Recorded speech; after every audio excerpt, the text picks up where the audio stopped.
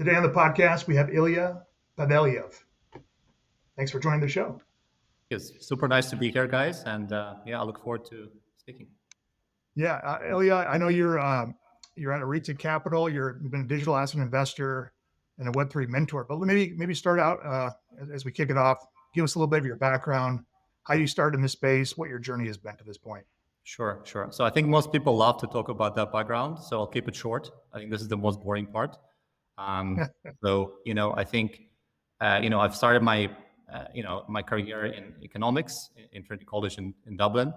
I went straight into investment banking because I think I read too many books about the barons of the gate. So I thought that's where the glory is. But then quickly I found my ways, and I switched from the sell side to the buy side. So I spent under a decade in a large asset manager, mostly helping U.S. pension funds who are, you would call them TradFi whales equivalent, to manage their currency risk in a quantitative, systematic fashion. Then I've spent a little bit of time building out a fintech in London. We were actually one of the first FCA-regulated crypto off-ramps. So this is not on-ramp, this is an off-ramp, which meant that you could actually spend your crypto back in 2019 through Apple Pay. I think we're just a little bit too utopian about our ways and too early. Otherwise, it could have been as big as MoonPay and some of the other on-ramp guys. So then I joined a crypto hedge fund. It was called OX1, and effectively we're deploying across market neutral strategies across both CeFi and DeFi. And this was a very tough environment. This was during 2021. So as one can imagine, yields in DeFi were compressed and the risk was elevated. So we had to get very creative and crafty of how we would squeeze yields, which was great training for me and for my team. I stayed on with the team. The hedge fund technology was actually carved out as a service provider. It became known as Heroku, which is, I would say, it's one of the leading portfolio and risk management systems in the world. It's, some of the biggest names that you know of in crypto space, institutional crypto space, use it for their middle and back office operations. So I'm really proud of that. And then more recently, when the winds began to come back, I decided to venture again into the high seas of crypto, and I partnered with a very crypto native partner, and we launched the Arete Capital, which we've been working on for the last year. And effectively, it's a hybrid venture liquid fund. So we deploy across DeFi, gaming, and AI, but it's very much high concentration and high conviction plays. Very cool, amazing. Good deal. Well, let's maybe get into kind of what you're focused on today in the DeFi gaming space or AI space. What are you seeing as trends or opportunities? Maybe kind of we'll start with that one, kind of dig into the details there. Yeah, I think it's a great question. And just before maybe zooming in, it's worth zooming out on the overall market structure, because I think the game is changing. Anyone who claims otherwise is either delusional or obviously not telling the full truth. And I think there's a couple of factors that are happening. Obviously, since the collapse of FTX, we have seen a large liquidity drain from the system. And although the stablecoin supply has come back somewhat and reached a new all-time high, ultimately the on-chain undersecured credit is still not there. Given the absence of Genesis and Celsius, we know that in traditional markets, credit is by far the biggest factor, more so than actual cash.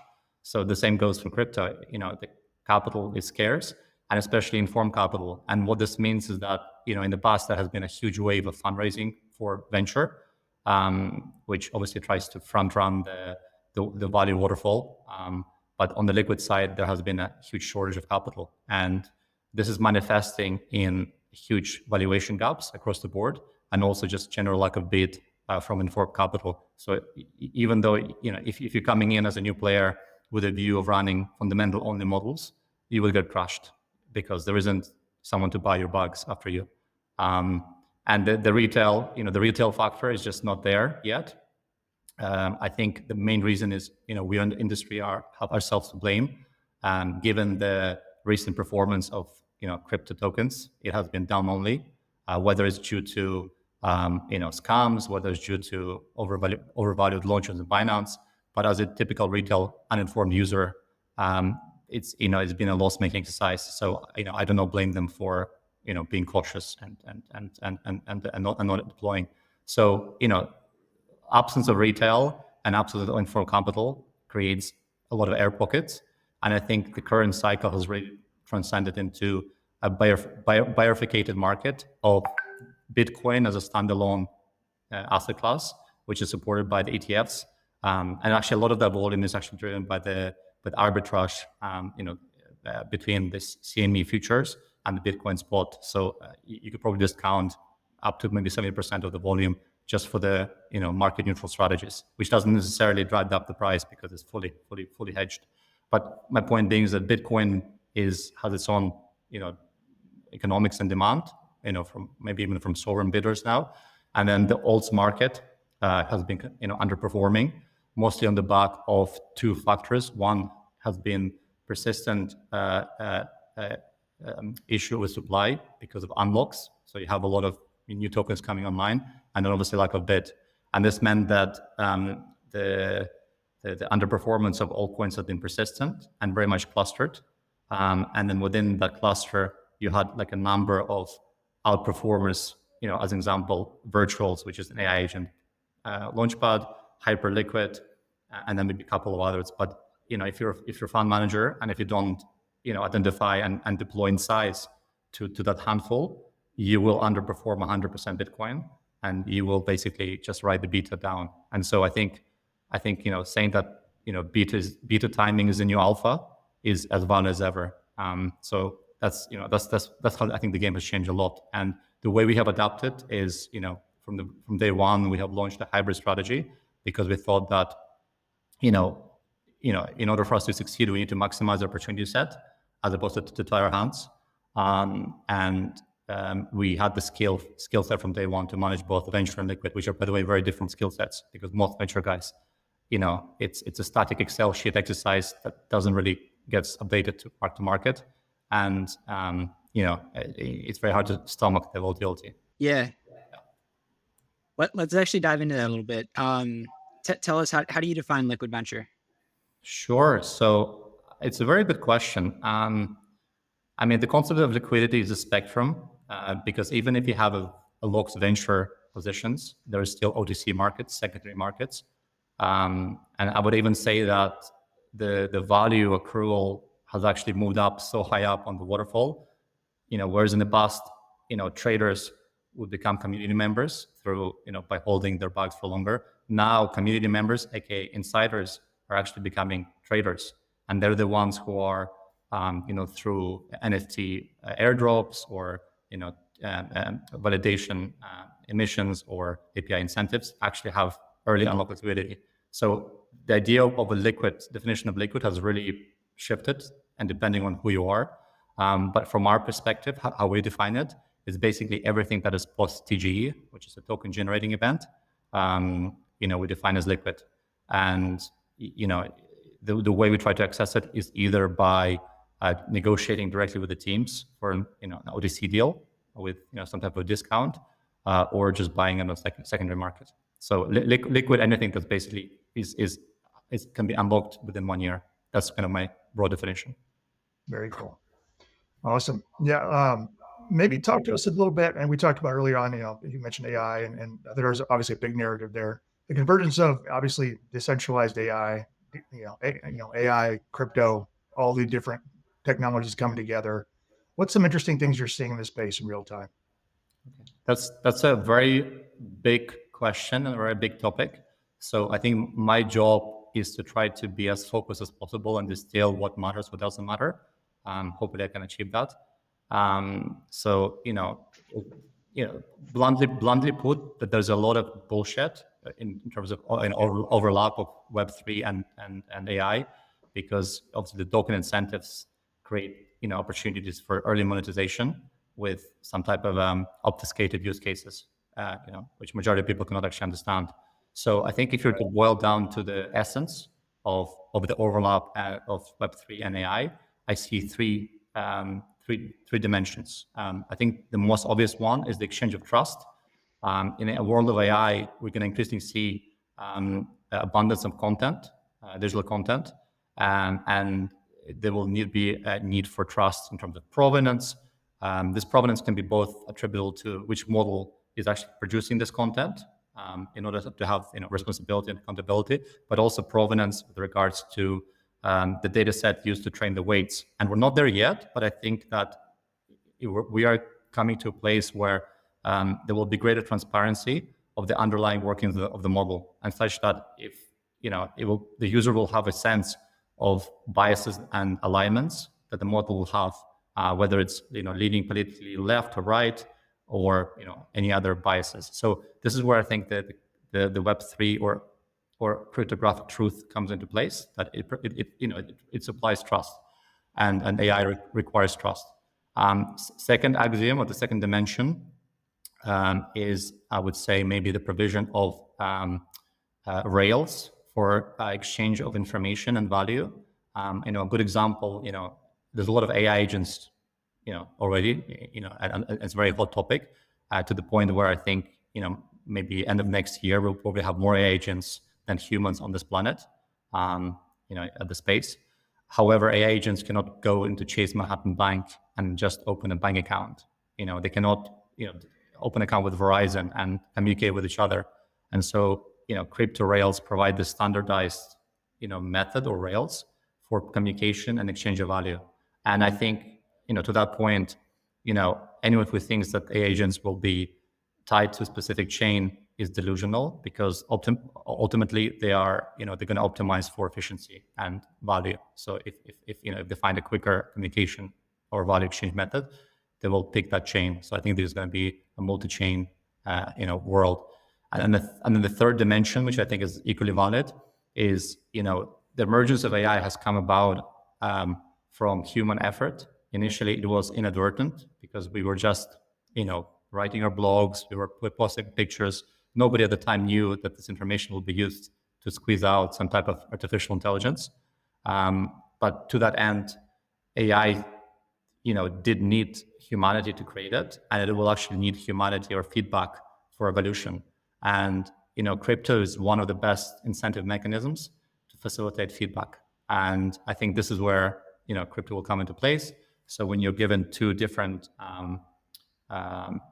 results for your prompt, there will be an incentive for you to actually read both and to provide some type of feedback, or even data, because data, especially novel data, is important. Yeah, that's really interesting. Yeah, that feedback loop, right? It is crucial, and that utilizing crypto and the infrastructure to do that real time, to make it faster, easier, like get insights and what's happening in this space is definitely important. Very interesting. On the DeFi side, I'm curious, what are you saying? That's obviously, over the last few years, that's had its ups and downs, but now it's kind of becoming, at least in what I've seen, in my view, more institutionalized, or more adoption, hopefully, I guess, as we move forward. But it's not without some bumps on the road. So I'd love to hear your kind of thoughts on where we're at there. Yeah, sounds good. So I think the institutions are coming is a slogan that has been shouted from the rooftops for many years, and it's been like a widowmaker trade, I think, for a lot of DeFi native funds, and I think they've learned to make food out of things which should not be eatable, in the process. But and by the way, this talking exactly, it's talking from experience. So I think there's a couple of things to note. Is, first of all, one is to separate the digital asset class as a form of an asset or a source of yield from the technology, because they are separate things. And I think the big problem is that when people mingle them together, it gets very confusing. So if you focus on technology, which is more neutral, by the way, it doesn't care whether Bitcoin's up or down. All it cares is that it works. Liquidations work. Things are not hackable. I think technology has come a really long way in DeFi through evolutionary process, and protocols like Aave, Uniswap, they have a clear product market fit. And if you look at their operational efficiency, it surpasses most TradFi firms, because in TradFi firms, when you walk into the office, most people there are from spend time matching numbers, middle back office, and this is what I think the technology allows. And whether it's just layer one Rails, let's say, Avalanche, layer ones that facilitate this ledger, or if it's actual protocol built on top of it, like Audi Uniswap, there's a huge operational efficiency. So DeFi already provides operational leverage to institutions willing to adopt it, but it takes time. And I actually think the adoption of the DeFi rails for traditional hedge funds will be one of the lower hanging fruits, especially as we're seeing convergence of digital assets and traditional assets. So this is to my second point, is that it's very clear that we're seeing Bitcoin and Ethereum make its way into ETFs and in traditional capital markets, slowly, but it's definitely happening. And then you're also seeing through tokenization the flow assets from traditional capital markets into crypto. So I think the point is that of convergence, and then the question becomes, which technologies in the near future can handle both assets under the same roof, and I think that's the big unlock. And then on top of that, you have regulatory unlocks such as treating fiat and stables in the same manner for capital efficiency and so forth. So for me, it's a story of convergence on the asset side and also on the technology, with the DeFi technology already being robust and more competitive. Yeah. As you guys are looking to make investments in the DeFi space, obviously, AMMs, automated market makers, are kind of the core essence of DeFi. But are there other opportunities that you're seeing in the space? Yeah, I think so. I mean, to be completely honest, the innovative cycle of DeFi has really peaked, over the last, let's say, 3 years, and there has been, an obvious lack of use, and I feel like the technology has actually got ahead of the use cases at this point, or understanding, and this happens quite often. So what I'm most bullish on actually is teams like Maple Finance, who have been shown resilience, and they're going through a number of disruptions, and now they're obviously going through the slope of enlightenment. And it's the same story for DePIN sector. So if you look at Helium, it took them a while to get going, but now they're seeing a real traction and a real work use case. So I would focus more on those teams that have been resilient and have been building and actually now catching traction, because I think there's a lot of value there. The whole new shiny thing narrative, I feel like it's difficult to compete with meme coins. Yeah. Makes sense. And then there's like the lending aspect of things, and like you kind of alluded to there, like the I don't know, decentralized, like more like the physical infrastructure too, with the Helium, right? Correct. And there's a big emerging trend of people, as they say, if the mountain doesn't come to you, you come to the mountain. So there are people like Convergence Capital who are basically looking to acquire target businesses in the Web2 space, let's say telecoms, and then applying existing Web3 technology, such as, let's say, Avalanche, layer one, to from day one increase operational efficiencies. And in effect, other way of thinking about this, in a lot of crypto projects or networks or infrastructure plays, the foundations, they pay, let's say, $50 to gain $10 of revenue. And so if you're able to invert this formula for Web2 existing businesses with the Web3 efficiency, I think you're onto something. Yeah, makes sense. Very cool. Kind of talking about Web3 adoption, I know that's on your mind quite a bit. It sounds like from kind of where things are at. I'd love to hear kind of your thoughts on where are we at today, what needs to happen from your view, from both Web3 adoption relative to just digital assets and maybe AI as well. Yeah, I think let me put it this way. I think crypto cares about AI at this point, but AI doesn't care about crypto. It's trying to ride the hype train. So AI will do its own thing. It's gonna surprise people every day. I think people are gonna become desensitized towards the output. So what considered normality and non-normality will blur. But the issue here, once again, is that because there'll be such a high volume of abundance of output from AI, it would be very easy to obfuscate truth. And I think this is where the crypto will really shine. And I think people begin to see the value of having cryptographic, provenance and let's say, information tracking. In terms of the Web3 adoption, when people use technology should never be the end in itself. It's an enabling factor. It helps you to achieve something. Peloton helps you to get fit. Tesla gets you from point A to point B. And with Web3, people don't need to understand how it works. It just need to be there. So I think things like reducing complexity through abstraction, by embedding Web3 products into existing habitual processes of humanity, reducing latency, which I think we're already there, and also reducing costs are all important factors.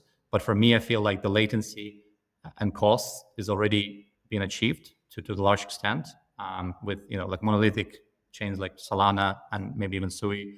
But ultimately, I think the form factor and embedding is the problem, because it tries to attract people to itself, but people are too busy just following their existing habitual patterns. So I think the Web3 coming towards the humanity, I think is a better approach, but it needs facilitators and it needs people who are, I think people who have experience in both realms will probably be the ones carrying the torch forward.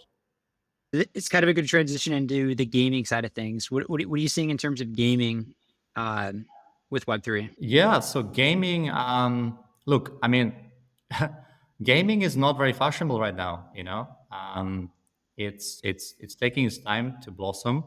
One of the biggest issue with gaming in general, and this is like a well-known fact, is that it takes a lot of money to build a good game, and there's no guarantee that will actually be successful.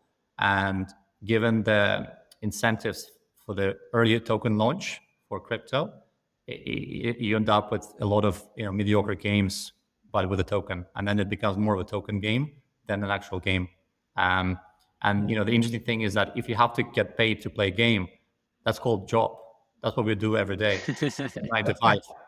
And then Right. it only works. It only works as long as what you're getting paid in is worth your time and it actually has value. The moment the token drops, it's not worth your time. And you just move on to another game, which is once again it's called job. The reason why I think I'm most optimistic about Web3 gaming in a medium-term future is that AI will unlock a lot of human free time effectively, and gaming is one of the only activities, one of the few activities that we don't have to get paid to participate in. It's a very fundamental way for us to learn about the environment, to connect with people, and to pass time. So the question becomes, why do we need Web3 in gaming? And there are certain points I think that are valid. I think one of the use cases would be if you have an existing AAA game, the life curve of the game is not super long, because as the players drop off, the server costs are steady, so you have to basically kill the servers, and then the players, the diehard fans lose all their assets. So I think this could be a good use case of taking existing games with existing community and bolting on Web3 rails and a token to try to increase the lifespan of the community and of the game, and maybe we'll take a life of its own. And then maybe the other interesting concept that's emerging is I think the use of AI agents will become more prominent. So I think the idea of play to train to earn would be a thing, where your AI agents maybe not even earn, but your AI agents become extension of yourself, and then for the more repetitive tasks in the game, you can basically use them, and then you use also crypto for the payment rails and communication rails to enable that. But as of now, we have yet to see the same hit as we've seen with Axie and Ronin. Yeah, I do like the idea of it kind of merging more with the traditional games, that maybe the Call of Duties, the Fortnites, things like that, where you could sell your skins and whatnot using crypto assets. I kind of like the thought or concept of that. Exactly. The only problem is that at the moment, is not in the interest of the Web2 gaming studios to leak out value. Right, they want to capture that. Exactly. It's and also like why disrupt what works? So when they wake up, they just do what works. So there needs to be a successful case study or use case that kind of disrupts that model, and then it makes it riskier for them not to do anything as opposed to do it. Yep. I guess one question we talked about, or one topic, was obviously AI agents, and you brought up some valid points about use cases and what does that look like. From looking at various projects out there, what's interesting, and obviously thinking about use case first situations versus just vaporware, whatever else is out there. To your point, what are some most interesting use cases of applied AI relative to what's happening in the space in real time there? What are you seeing, and maybe is interesting that people are moving forward that actually have a valid use case that they're using in the marketplace? Yeah, sure. I think before we continue, it's worth just defining, AI. It's the way the current models are trained is by scooping, human produced data, and then basically producing, a probability set of tokens that then just, it doesn't quite have much reference to its meaning. It's more of a predictive model. And so I think the artificial part is very valid. And I do think that we have yet to see, a more of a kind of a intelligence that mirrors our own mind, because our minds, they are more quantum, I would say. We use very little energy, and the answers just come to us out of the blue. We don't try to forecast it. So just on that point, I think the existing models which use ontological data mapping is a little bit limited, but nevertheless, let's working with them. I think the most useful use cases. I mean, you have an emergence of task specific agents. I think trying to say that I'm going to create an agent that does everything is at this point is futile. So you basically just then have agents that are really good at certain tasks, and through evolution they'll compete with each other. This task can be anything from administrative things like answering emails or booking flights, or I don't know, something that we do on a repetitive basis. And then I think they will also be combined into swarms. So the idea is that you can have some tasks will require multiple skill sets, and initially the skill set will be separated. So you'll say, okay, please do this, please do that. But then as we evolve, we'll realize actually, in order for me to achieve this task, it requires coordinated efforts of multiple experts. And so this is where the swarms will come into effect. So I think that's one maybe tangent. And the second tangent is there's a team called Fraser, and they're effectively trying to build, or they're building, or they have built, depending who you ask, a sovereign AI agent, which basically has the ability to both read, write, and own. And the own part is it will basically command its own economic resources, and it will be able to coordinate itself with humanity through economic incentives. And one of its recent projects or ideas is that it allows anyone to create a digital twin, which is effectively a digital version of yourself, but in an AI agent form. And then this AI agent form, supposedly, you can train it, but also it teaches you, because ultimately it's a two-way process. And I think coming back to my point of necessity for transparency for weights, the same way that we say that not your keys, not your coins, you could also say the same thing for AI models, not your weights, not your mind, because it does work in both directions. The writing process or the teaching process goes in both ways. So I think this is very important for us to make sure a future where we have full transparency and people have the freedom to choose which algorithm, and which AI models they use. Yeah, definitely valid points there. I've always thought too, obviously with the kind of the private data, right? This is interesting too. People have their own data. How do you utilize that in an AI LM framework, keeping it secure? And maybe that's kind of the back and forth. Who people have their own business data, their private data, how they can optimize that to the best of its ability. Because usually it's just sitting somewhere stagnant, not doing anything for them, right? They're not using it to its full ability. Correct. Yeah. I mean, exactly. A lot of the easy to obtain data has already been tapped. And the way to think about data, I think that the crude oil analogy is very good, because in the world we have oil wells, which are, you could throw into it and it just gushes out. And then you have other oil wells, which are, deep water.